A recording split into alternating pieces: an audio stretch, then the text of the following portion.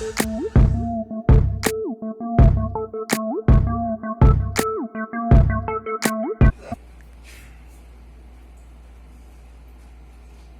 vetoriais. Wesley, tá ocupado? Não, pode falar. Velho, eu não tô conseguindo entender esse assunto aqui de campos vetoriais. Tem como você dar uma mãozinha não pra mim? Diga, o que você está tendo dificuldade? Eu não consigo entender como funciona campos vetoriais. Eu não consigo entender pra resolver os problemas. Então, para pensar em um campo vetorial, você pode pensar ele como uma analogia do seu campo escalar. Pode ir? Você sabe o que é um campo escalar, né? Sei sim. Então você tem aqui um eixo X, um eixo Y, e esses eixos aqui conseguem representar pontos nesse espaço bidimensional. Cada ponto desse vai ser relacionado a uma função do meu ponto X e do meu ponto Y. Correto? Certo. Então, o campo vetorial vai ser a mesma coisa, só que em vez de relacionar esse ponto com um valor escalar aqui, eu vou relacionar esse ponto com um vetor. E pode ser o vetor gradiente da minha função escalar qualquer. Isso vai me gerar o campo vetorial dessa função.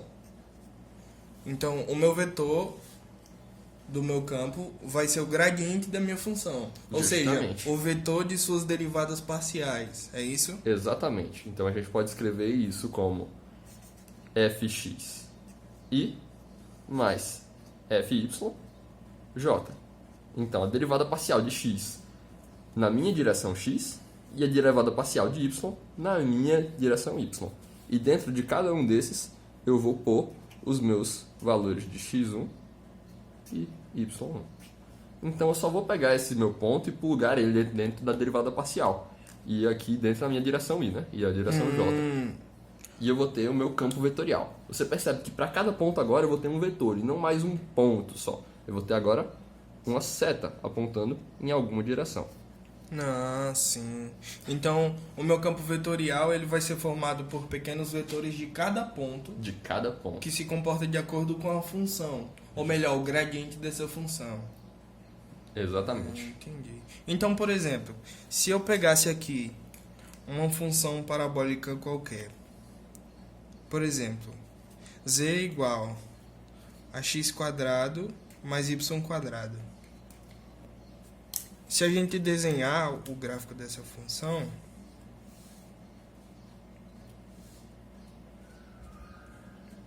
aqui x, y e z, então a gente consegue determinar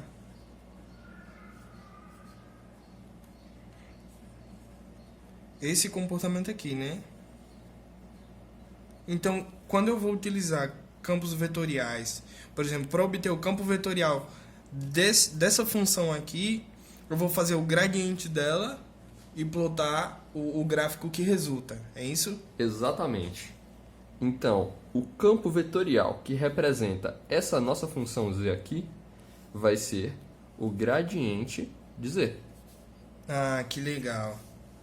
Então, deixa eu tentar fazer para ver. Você vai me corrigindo se tiver alguma coisa errada. Então, o gradiente de z, a gente sabe que ele vai ser o nosso campo vetorial, né? A gente pode chamar assim. Então, se o meu campo vetorial é formado pelas derivadas parciais, eu sei que vai ser um vetor da derivada de f em relação a x e a outra coordenada vai ser de f em relação a y, né? Preciso. Então, se a gente for fazer isso com essa função, a derivada de z em relação a x vai ser 2x, a derivada de y é constante, então é zero. E em y, x vai ser constante, então da mesma forma a gente tem 2y. Então, essa aqui, pelo que você me mostrou, vai ser o campo vetorial dessa função. Exatamente. Parece que você entendeu muito bem o assunto. Isso aqui é exatamente igual a isso aqui. Que bom, que bom. Então, mas a gente pode fazer além de simplesmente chegar a uma função e dizer que essa função aqui é o campo vetorial da minha função z.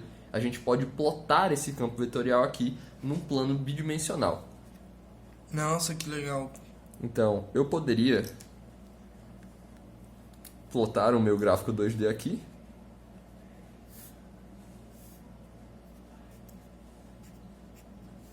E para cada ponto, como eu tinha dito antes, né? Para cada ponto de x, y aqui, eu vou ter um vetor que vai ser... E as componentes desse vetor vão ser equivalentes a essas duas componentes aqui. Então, vamos pegar um ponto x1, y1.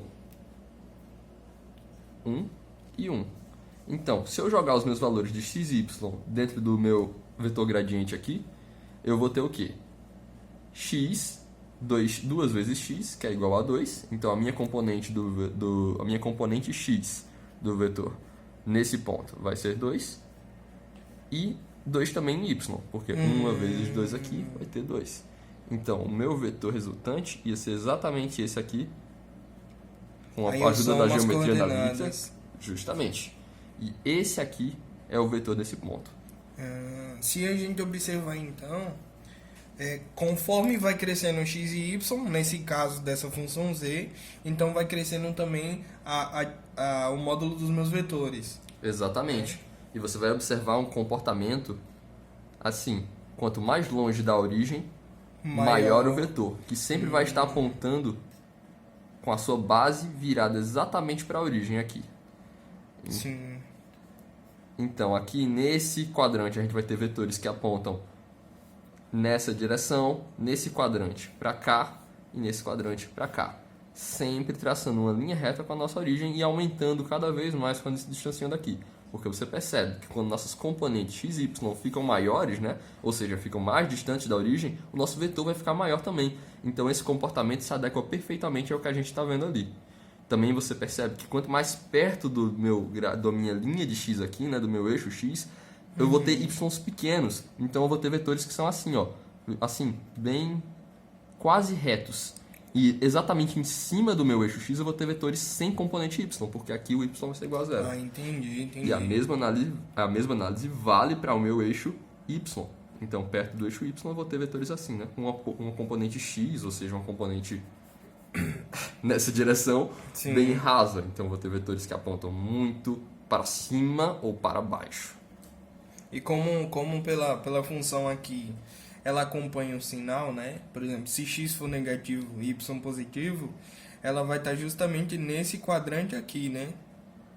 Exatamente. E se ambos forem positivos, ela fica nesse quadrante e também vai ser associado dessa forma nesses. Então, com esse raciocínio, você consegue ver que esse campo vetorial, que a gente poderia representar de uma forma mais organizada e simplista aqui, como alguns vetores apontando radialmente da origem, aumentando com a distância. Esse campo vetorial representa exatamente o que a gente tem na nossa função original. Então, se você olha para a nossa função original, você vê que os valores de z aumentam quando você se afasta da origem. Os valores de z estão ficando cada vez maiores, tá vendo? Essa parábola aqui vai fazer os valores de z ficarem cada vez maiores com essas distâncias aqui. E é exatamente o que a gente tem no nosso campo vetorial. Você pode enxergar ele como uma representação do que a gente tem na nossa função original.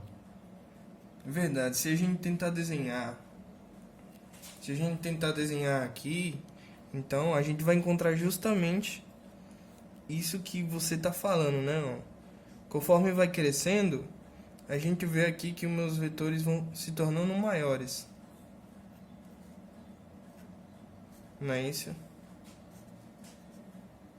Exatamente. E se a gente imaginar isso aqui agora rodando nas 3 dimensões, dá para compreender bem esse gráfico. E aí, Wesley, dúvida sonada? que me ajudou bastante, viu? Agora eu vou conseguir resolver todos os problemas que o professor Badui passou. Muito obrigado, velho. É isso aí. Valeu. A few moments later.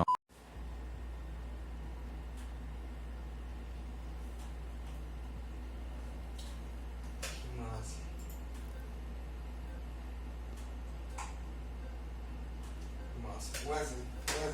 Diga. Ó, lembrei. Além de entender, existem várias aplicações, velho, pra isso. Como quais? Por exemplo, na meteorologia, a análise que eles fazem é praticamente de um campo vetorial. Se você observar aqui, ó, nesse mapa que eu achei, você consegue enxergar as setas, tá vendo? Então cada ponto desse representa o que? A velocidade do vento? Exatamente. Nesse gráfico aqui representa isso. Mas eu acredito que possa representar outras coisas. Vai depender dos parâmetros que eles adotam. Isso é realmente muito útil. Demais, demais. Imagina, quando você vê lá no seu celular qual é a temperatura, quando vai chover, tudo é determinado com uma análise parcial de campos campos vetoriais. vetoriais, exato. É muito massa. Eu achei também outra coisa que a gente viu esses dias, que é sobre O campo campo magnético da Terra, né? Exatamente. Então isso aqui é um campo de força, certo? Então cada ponto desse aqui vai ter uma força diferente, vai ter um vetor de força diferente agindo. Exatamente. Então a gente consegue da mesma forma fazer isso. Ó, tem várias figuras aqui muito legais sobre isso.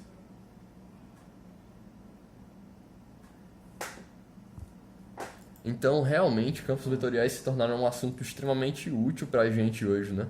Demais, demais. Ó, aqui essa imagem é a interação entre os campos magnéticos da Terra e em volta da Terra. Se quiser carregar. Senão a gente olha no Google mesmo. A gente Então olha por aqui, a só gente se vai ter aproxima mais.